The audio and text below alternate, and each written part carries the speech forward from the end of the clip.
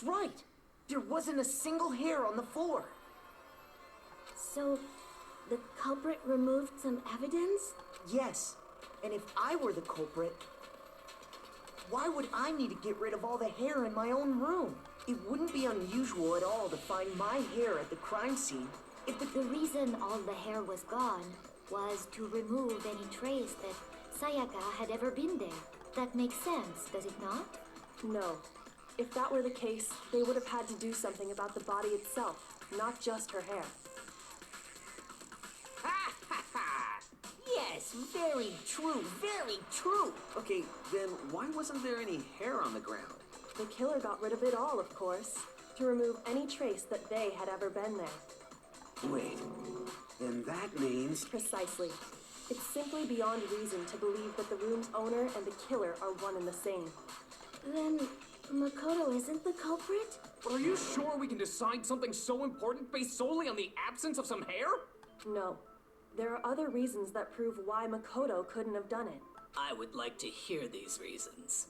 Do you remember anything remarkable about the bathroom at the scene? Syakya was attacked in the main room first, then fled into the bathroom, right? Yeah, then they ran after her, got into the bathroom, and stabbed her. And how did the killer get into the bathroom? What do you mean? It's fairly certain that the killer had some trouble getting into the bathroom. There was clear evidence left behind.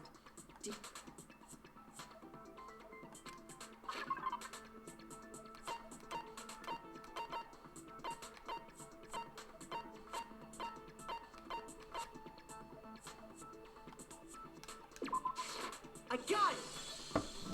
Evidence that the killer had trouble getting into the bathroom. You're talking about the doorknob, right? Huh?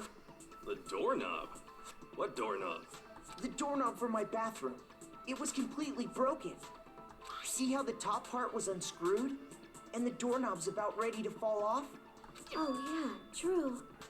But what does it mean? In trying to bypass the lock, they ended up nearly removing the entire doorknob. This is another most bewildering act for the room's owner. It proves Makoto is beyond suspicion. So what? You're saying he wouldn't break the door in his own room? But if the only choice you have is to break it, you break it. You still don't see?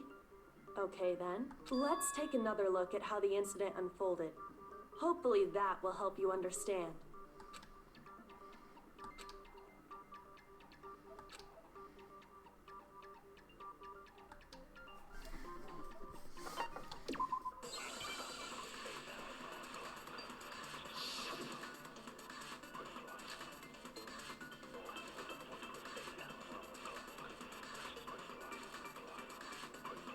The incident took place in Makoto's room.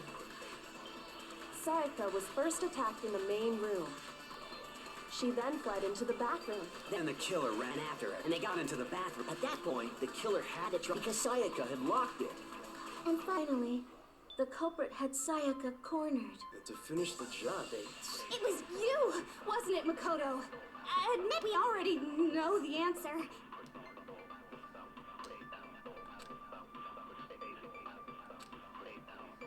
The incident took place in Makoto. Syakya was first attacked in the main. She then fled into the bathroom. Then the killer ran out, and they got into the bath. At that point, the killer had to try because Syakya had locked it.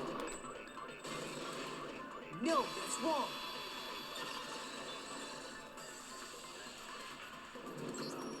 The reason my bathroom didn't open wasn't because it was locked. After all, the girls' rooms are the only ones with walking bathrooms, right? Yes, now that you mention it, that is true. Then why didn't your bathroom door open? Because it was stuck. Huh? What are you talking about? My bathroom door doesn't fit in the frame quite right. Monokuma over there can testify to that. Yep, true as true can be. But you know, you're supposed to be the ultimate lucky student, right? But to have that's not lucky at all.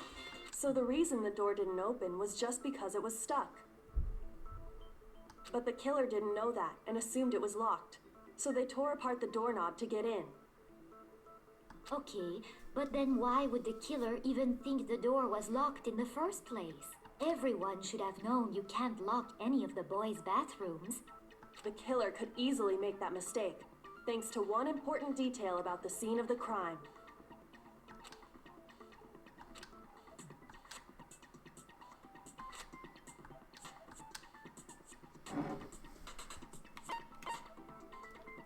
I got it! The killer must not have realized that it was my room. What? Are you saying the culprit didn't even know where he was? And yet, he's absolutely right. Say what? Well, to be more specific, what the killer didn't know was that Makoto and Syakya had switched rooms, which is what led to the misunderstanding about the bathroom. Then there would have been a lock on the door, and they would have had to break through. So they had no idea how unnecessary their actions were. Ultimately, we can't know if it came open by force or simply by accident. But the killer must have been considerably confused, with no idea how they actually got the door opened. Regardless, it was a pointless act. Wasting time trying to break down a door that wasn't locked is... Definitely something I wouldn't do, since I would have known exactly why it wasn't opening, right? That is a definite possibility. So the killer would have to be someone who didn't know they'd switched rooms? Then Makoto couldn't have done it. Okay, then who did do it? I'm sorry, but I give up. Quit without saving. But what happens if we can't decide on who we think did it? Well then, why don't we just vote right now? Majority rules. Majority rules? You really think that's a good idea? Yeah, our necks are on the line here. Someone seriously needs to do something. Does no one have any other thoughts or questions? It does not matter how trivial they may seem. Oh, as a matter of fact, I do have one question. Oh, you... You don't gotta sound so disappointed. It's fine, it's fine. Just ask your question. Oh yeah. Okay, so, well, I was just wondering, how did the culprit get into Makoto's room in the first place? Yes. How did the killer get inside? Maybe Syakya just dropped the key somewhere and the culprit picked it up. That's... I don't think so. That seems way too convenient. Then maybe someone picked the lock? Negative! If you remember, Monokuma made it quite clear that the locks are all unpickable. Fine. How about this? The killer got in the easy way. They could have knocked and said they wanted to talk or something, and Ms. Maizono just let him in. No, that can't be it either. Oh, trying to argue against me? Sounds like someone doesn't know his place. Hello? Why exactly can't that be it?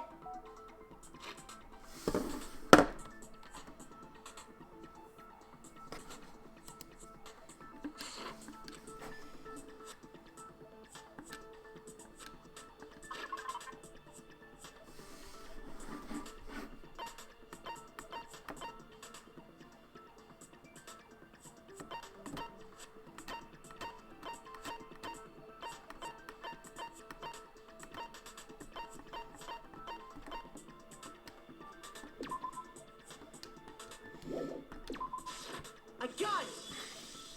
Because Syakya was already scared, remember? That's why she asked me to switch rooms in the first place.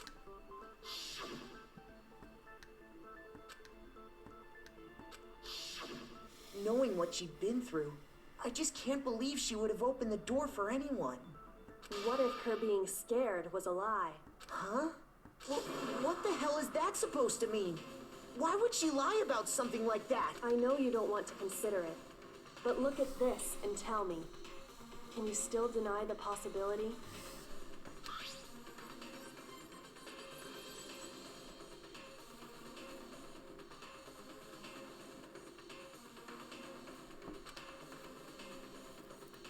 I found a notepad during my search, and I shaded in the top sheet with a pencil. And these are the words that appeared. Oh man! I've totally seen people do that on detective shows. When you write, it can leave an imprint. Sketch over the next sheet of paper, and you can see the words. When I saw that, I was like, holy crap! I better make sure I rip the paper out before I use it from now on. It's a pretty old-fashioned technique, but even the classics can be surprisingly useful sometimes. Oh, and I should also mention, I found the notepad on the desk in Makoto's room. Huh? Which means only someone who had been in Makoto's room before the incident could have written it. Then either it was Makoto who lived there, or Syakya who switched rooms for a single night. So, Makoto, did you write this? No, I didn't. But Of course you didn't, because the note also bears a perfectly legible signature. Sayaka's signature. but why? The note was likely her way of getting in touch with a certain someone. She must have slid it under their door to let them know she wanted to meet with them in secret. If you got an invitation like that from the ultimate pop sensation, what young man could resist? Of course, I'm only into 2D, so it wouldn't have any effect on me. But can we be sure anyone even got this note? And honestly, even if they did, I do not think they are at all involved in what happened. Huh? What makes you say that? Would you like to hear what I have to say? Very well then. Pay attention.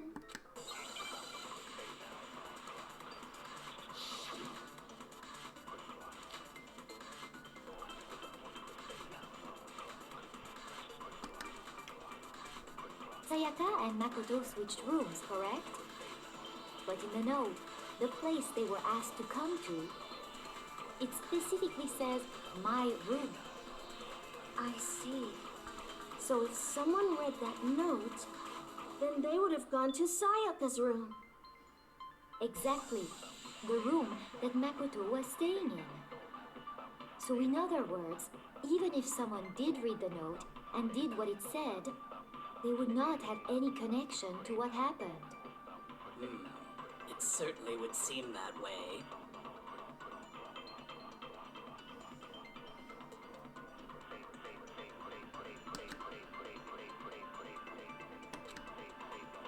Sayaka and Makoto switched rooms, correct? But in the note, the place they were asked to come, it specifically says, my room. I see. So it's then they would have gone to Sayaka. Exactly. The room that... No, that's wrong.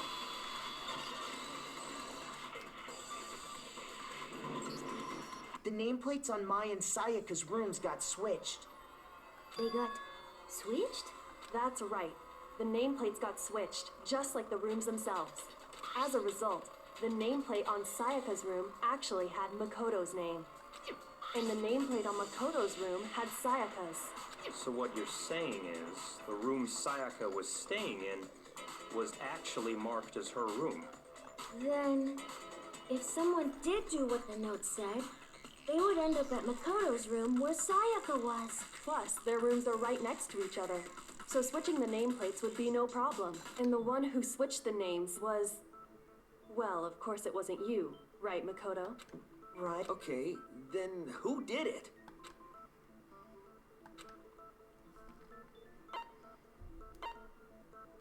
I got it! Me and Sayaka were the only ones who ever knew about us switching rooms. So the only other person besides me who would even know to switch the nameplates was Sayaka. You can also infer as much from her note.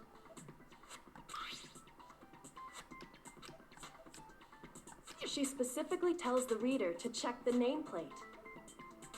She would only have written that if she knew the nameplates had been switched. But why would she switch them in the first place? She wanted someone to come to the room she was in, and also hide the fact that it was Makoto's room. What? Inviting someone to your room, but not telling them you'd switched rooms. Why would anyone do that? To understand that, we first need to understand what happened after she invited the person into the room. That's where the answer lies. What happened then was, whoever she invited over came in and attacked her. We figured it out! We know who did it! Whoever— But we still don't know who it is, you goddamn idiot! Sayaka fought with her killer there in the room, yes? Perhaps the answer to our previous question lies in that initial struggle. Yes, I think you're right. Then... we just have to figure out what happened during the fight, right? That reminds me. There was a replica sword at the murder scene. Was that perhaps used during the fight? Oh yeah. What's the deal with that sword? Syakya suggested I should hold on to it. I thought it might come in handy if I had to defend myself. It seems pretty likely that the killer used it to break Sayaka's right wrist. How the hell could you possibly know that's what broke her wrist?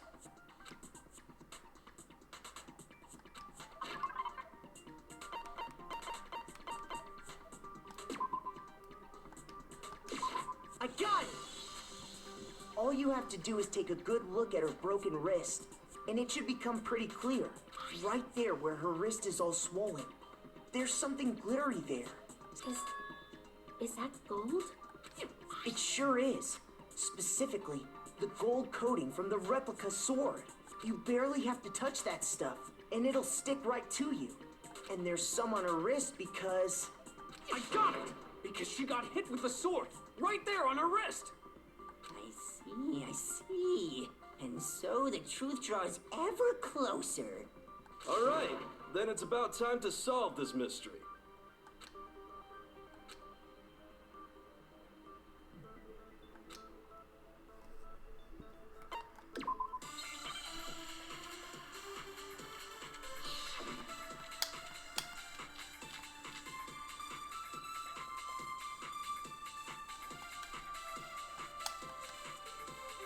When the fight...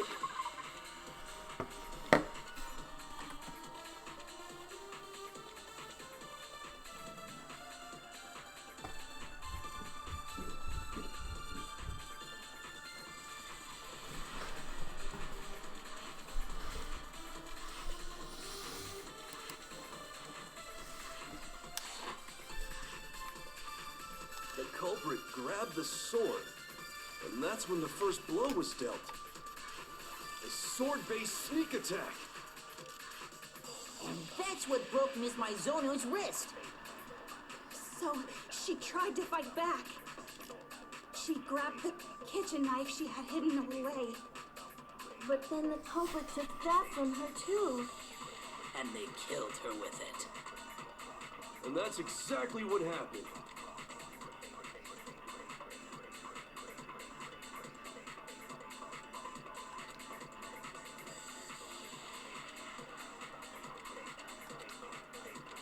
When the fighting broke out, the culprit grabbed the sword, and that's when the first blow was dealt. A sword-based sneak attack. And that's what broke Miss Mizono's wrist. So she grabbed the kitchen knife she had hidden away. But then the culprit took that from her. And they killed her. And that's exactly what happened.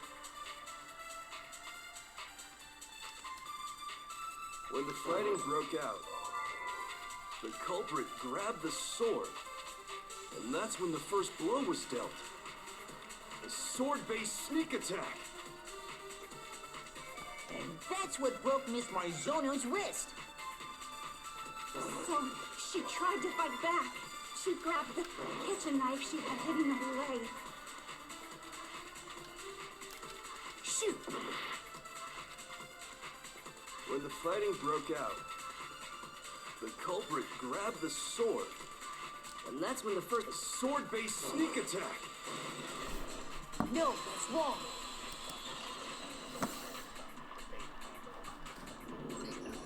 Actually, no. I don't think the fight started with the sword. Huh? Why not? Because the sword's sheath had been scratched. See? There's a gash in it. Like someone cut into it with something sharp. Something sharp? You mean like the kitchen knife? That was the only sharp thing found at the scene. Stop jumping ahead. Slow down and explain it so I get what the hell's going on. If the sword was used first, there wouldn't be any explanation for the scratch on the sheath. If you were going to attack with the sword, you'd take it out of the sheath first, right? That's true. With the sheath on, it'd be heavy and bulky and useless as shit. Okay, so how did the sheath get damaged? If they got attacked with the kitchen knife, maybe they grabbed the sword as a defensive impulse. In that situation, there wouldn't be any time to actually unsheath the sword. So you're saying the sword was initially used to defend against an attack from the knife? Which means whoever had the kitchen knife was the one who attacked first. I think I get it. So here's how it all played out. The culprit came in, found the kitchen knife hidden there somewhere. Then they took the knife and attacked Syakya before she knew what was happening. So she grabbed the sword to defend herself. But then the culprit took that from her too. Then, after they broke her wrist with the sword, they took the knife and finished it. Sorry, but I don't think Syakya used the sword to defend herself. What? How the hell can you not think that? Because she never held the sword at all. There's a certain part of her body that makes this clear.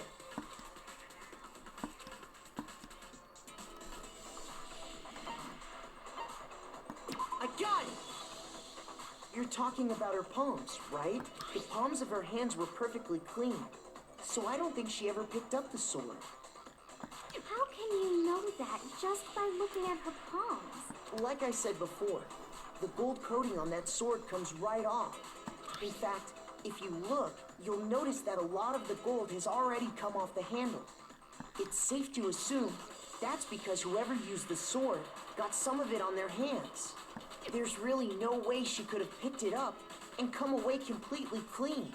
Maybe she washed her hands after she escaped into the bathroom. Sorry, but I don't think so. Why do you say that? Is it because you think I'm ugly? No, that's not it at all.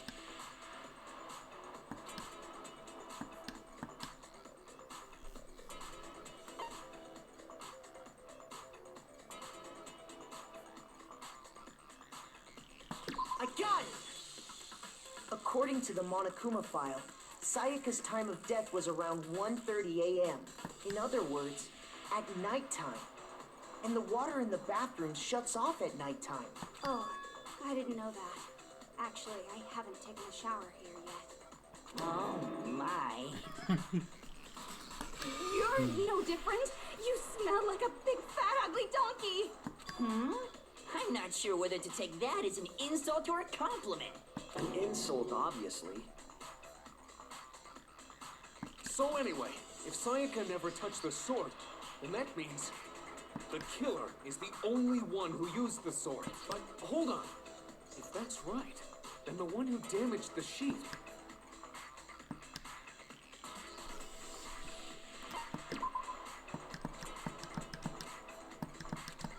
Shoot! I got it! Syakya?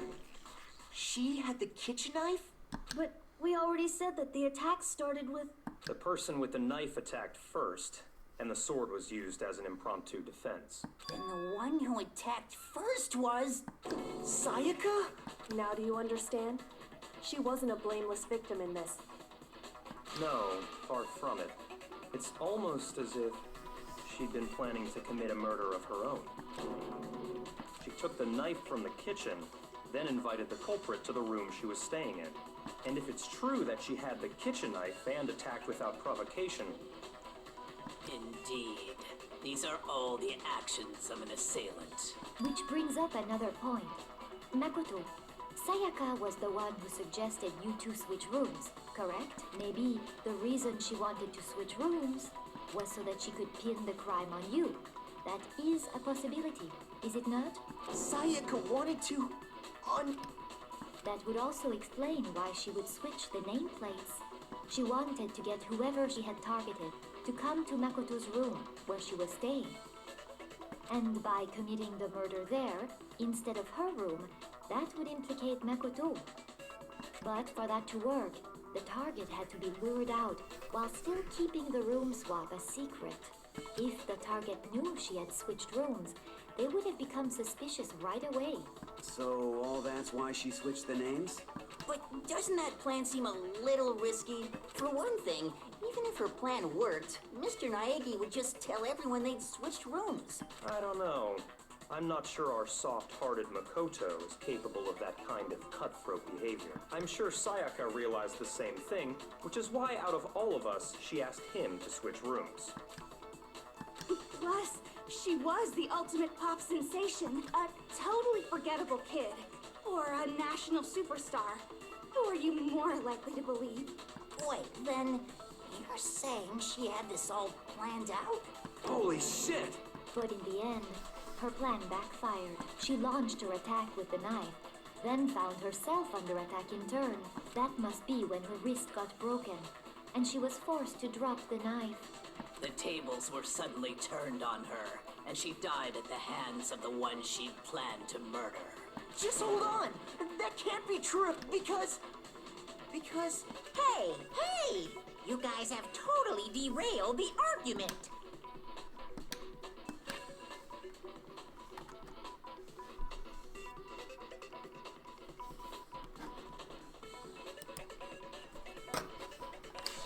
You're being super boring right now. Wouldn't it be awful if I had to punish you all just because you ran out of time? Oh yeah, we gotta decide who we think did it.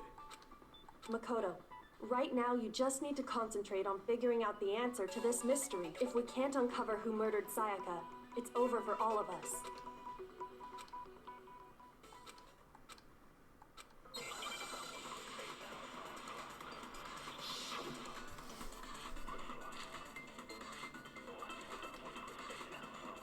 It's easy just to say, hey, decide. But there just aren't any more clues, right? Very well. And let's review all the clues we've found up to this point one more time. Shoot! It's easy just to say, hey, but there just aren't any more clues, right? No, that's wrong.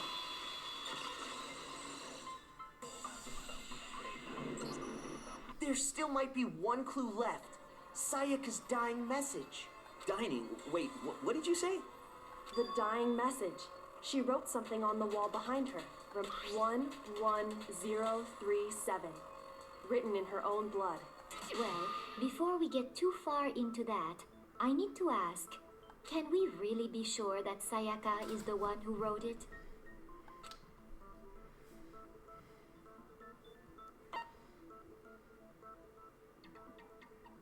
I got it! Her left index finger had blood on it. That could only be because she used that finger to write the message. I see. She broke her right wrist during the fight, so she'd have to use her left hand to write. Sure. I think we can all agree Syakya wrote it. But still, what the heck do those numbers mean? 11037? Hey, Chihiro. You're a computer nerd or whatever, right? You should know all about numbers and shit. No, that's not... Yes, I'm a programmer, but I don't see any kind of meaning in these numbers. Of course. It's because they're not numbers. Oh, yeah, it looks like... Huh? What? No, it's just... look at the numbers, assuming they're not numbers. Don't these first two, 1-1, look less like two numbers and more like one letter? Ah, you're right. The connecting line is barely there, so I assumed it was 1-1, but looking at it now, you could also read it as an N. Whoa, you might have finally just said something worth a shit. Our little gray cells are really getting excited now. But even if that really is an N, N037, doesn't make any more sense than before. Rotate the image 180 degrees. Oh my god. Now I see. Huh? You just shot past the clue part and right onto who did it. So, whose name did she write?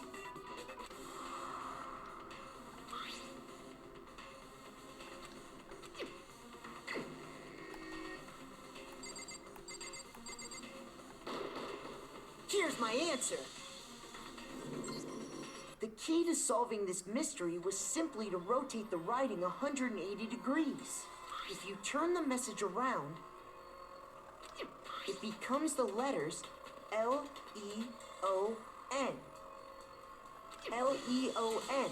Or more accurately, Leon. What? What the hell are you talking about? It's just a coincidence. It's just a bunch of random squiggles that happen to look like my name.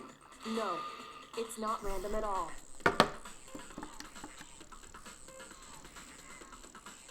She wrote that message on the wall behind her as she was leaning up against it. In that position, she couldn't move to write normally. And as a result, when you look at it standing in front of her, it ends up getting flipped. Try it for yourself if you want. Write something sitting like her, and the letters will be inverted. That sounds like one hell of a stretch to me. I'm the killer? You can't just go and say shit like that. If you're not the killer, then why did you try to destroy the evidence? Huh? You know what I'm talking about, right, Makoto?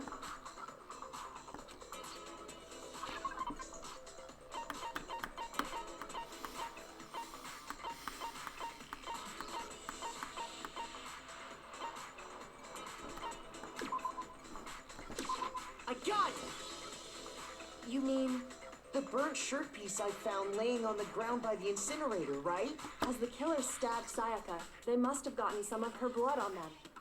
And to dispose of the shirt covered in the victim's blood, they threw it. But one piece burned off and got left behind. And the killer didn't notice. If they had, they most certainly would have panicked. Isn't that right, Leon? What? But is one scrap of fabric enough to conclude that Leon is guilty?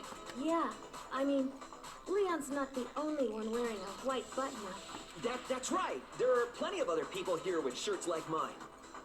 With just that one little charred piece, there's no way you can say for sure who it belongs to. You're right. That alone isn't enough. Are you finally starting to understand? The answers to all the riddles are right here. Yeah, I think so.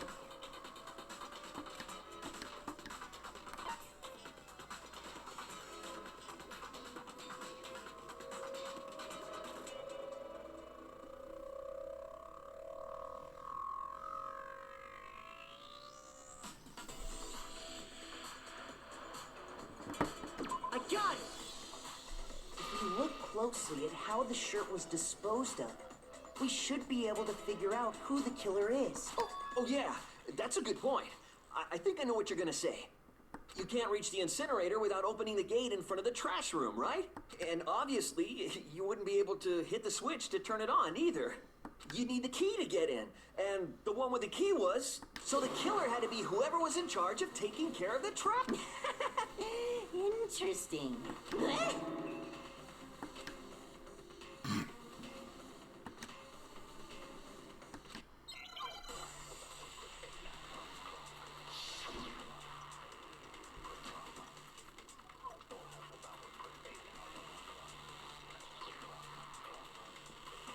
The key to the trash room.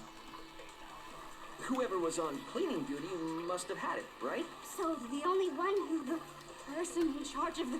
And you'd have to get close to the incinerator in order to just... No, that's wrong.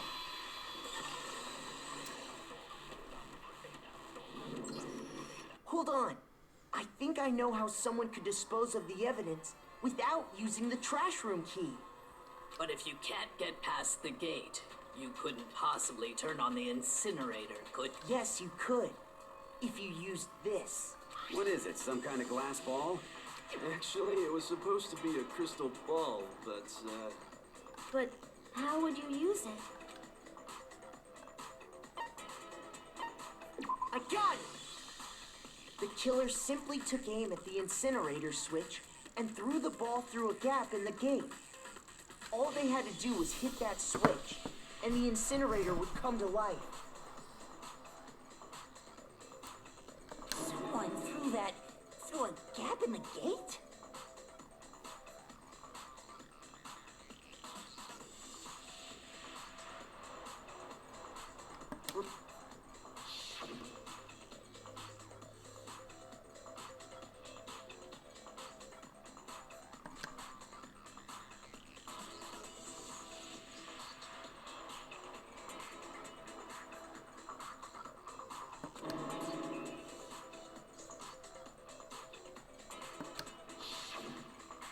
Fumi had the key, so the only way the incinerator could have been turned on without his knowledge was because the killer was able to hit the switch without opening the gate. Once they'd gotten the incinerator going, all they had to do was ball up the shirt and toss it in.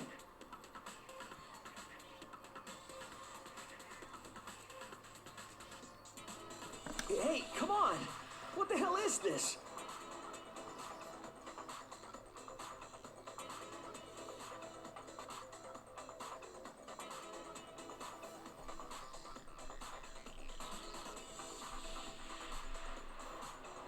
All you have to do is look at the scene to know that the killer never actually went inside the trash room.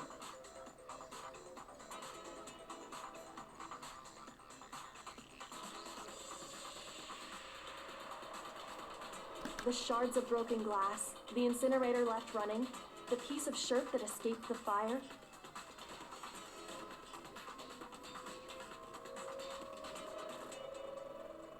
If the killer had been on cleaning duty, the evidence would have been taken care of much more thoroughly. Wait, no, just hold on. But the distance from the gate to the incinerator has to be at least 30 feet, right?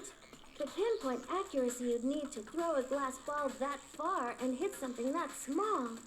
Could someone really do that? That's right. There's no way. It'd be impossible. Difficult, absolutely. Impossible? I don't think so.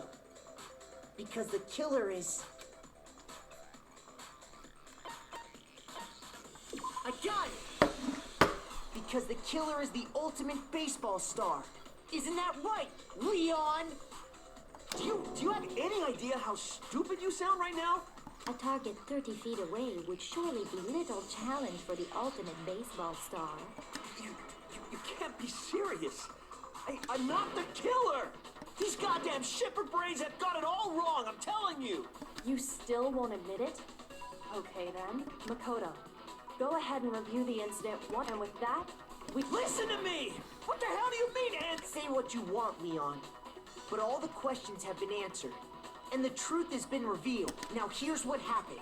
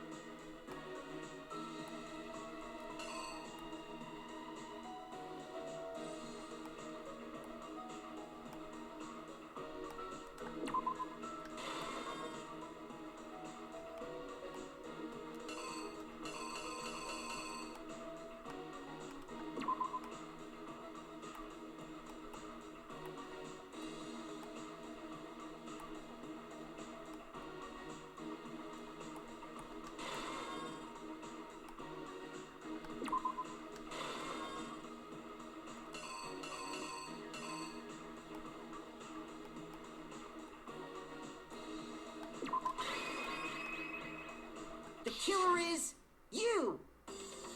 I think I'd better take one more look back at... Last night, the killer went to the room side from what we can tell. She attacked them with the knife she'd taken from the kitchen earlier.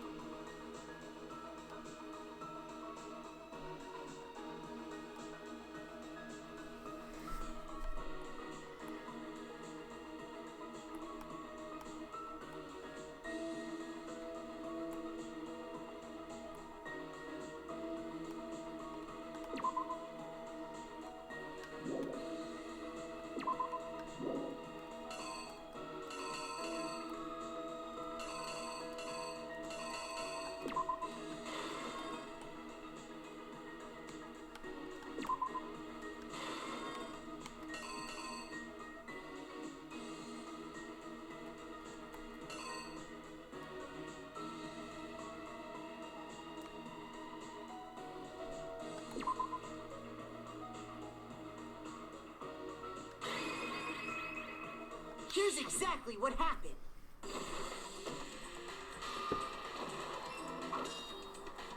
But then something happened that they grabbed the fake sword I put in my room. During the struggle.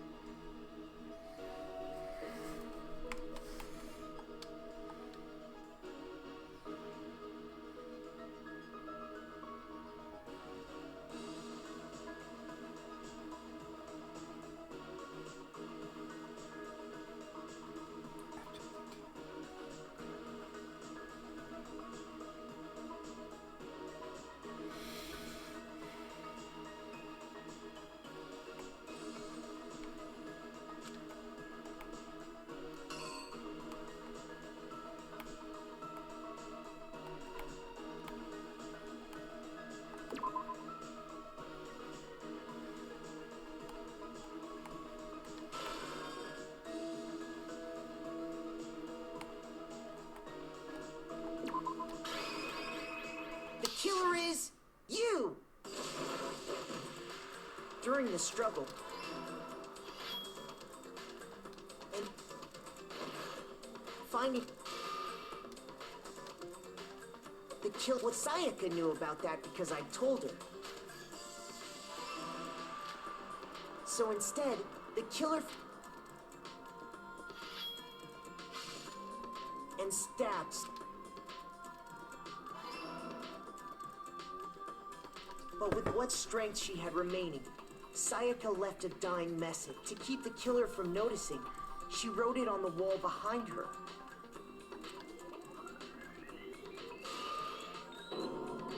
And with that, all her strength was gone. With Syakya dead, the killer quit. First, they took off their shirt, which was covered in their victim's blood. Then they took the lint roller in my room and cleaned up the entire area. They wanted to make sure they got rid of any trace they'd ever been there. Afterwards, the killer headed to the trash room to destroy their bloody shirt. They tried to burn the shirt using the incinerator there. But the trash room was blocked off by an especially sturdy gate, preventing access to... So they came up with a plan to use Hero's crystal ball. which he left in the laundry room.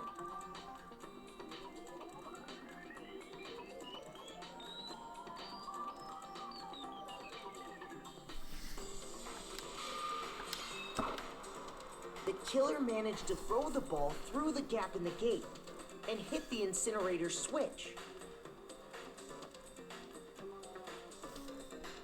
For any normal person, that'd be an impossible throw, but the killer had the confidence to take a shot.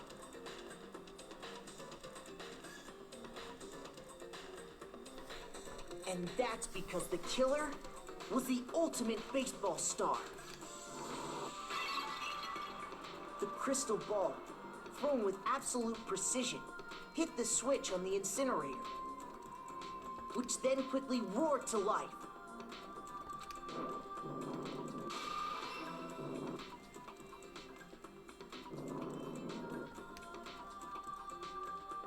Having destroyed the final piece of evidence, but there was one thing they missed. Part of the shirt they'd thrown into the fire burnt away and fell out of the incinerator.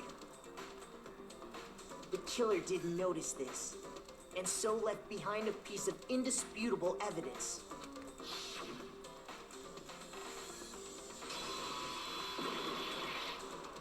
Isn't that right, Leon? It would appear that Hero simply forgot his crystal ball in the laundry room. You went there to try and wash the blood out of your shirt, and that's where you saw it, right?